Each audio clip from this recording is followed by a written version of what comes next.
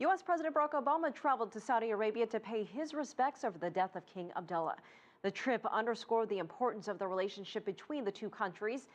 Obama cut short a long-planned trip to India to visit the kingdom and meet with the new king, Salman. CCTV's Nathan King has that story. The visit lasted just a few hours, but it shows just how close the ties are between the US and Saudi governments. Shortly before his arrival, President Obama acknowledged the need to balance differences over human rights with areas of mutual concern.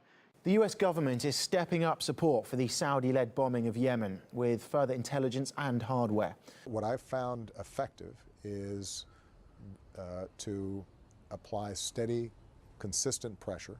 Saudi Arabia continues to expand its deadly bombardment of Yemen.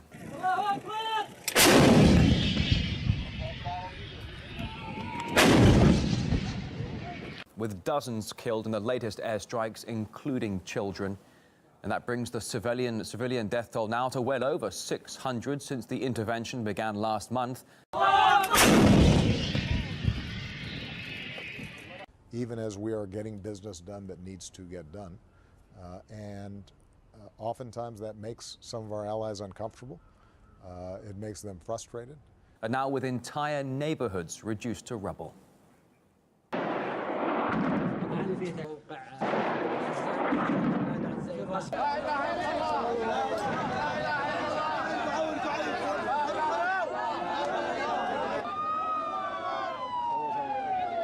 Forced hundreds of thousands of civilians to flee their homes. And many foreign nationals remain trapped in the war zone, including up to 4,000 Americans. But Washington seems to be in no rush to help thousands of its own citizens escape the war zone. At least one American has already been killed there. Jamal al-Labani is survived by his daughter and pregnant widow, who are still trapped in Yemen. He was trying to get them out, but was killed by shrapnel in the city of Aden.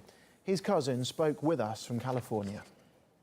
He was trapped there for over 3 weeks waiting for an assistant to leave the country, but unfortunately after the airports of the capital, Sana'a and Aden, was closed, he was stuck there with other people. And what happened, he was at the house and he was trying to go to the mosque nearby when the war almost pretty much stopped at that time. There's no gunfire at that time, and in his way back with his nephew, 13 years old, he was hit by a tank fire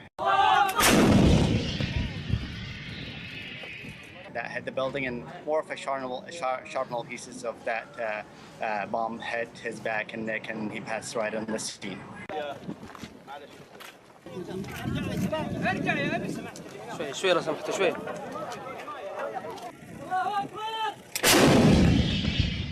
Well, a US State Department spokesman tried to explain to reporters why the government isn't helping Americans in Yemen.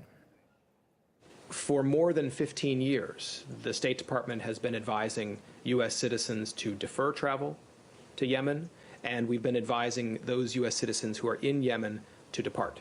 Sounds an awful lot like you're saying it's your own fault that you're there. If you're stupid enough to go or stupid enough to stay, your government isn't going to have any responsibility for helping you out. Am I correct? No, is that the no, right? I'm not. Well, why even mention that then? I mean, people are there. Some of them may not have had a choice in going there, and now they're looking for help from their government.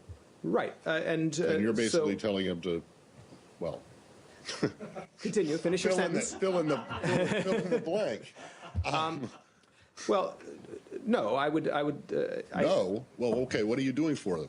I think I've just discussed with. No. They're sweating bullets back there right now.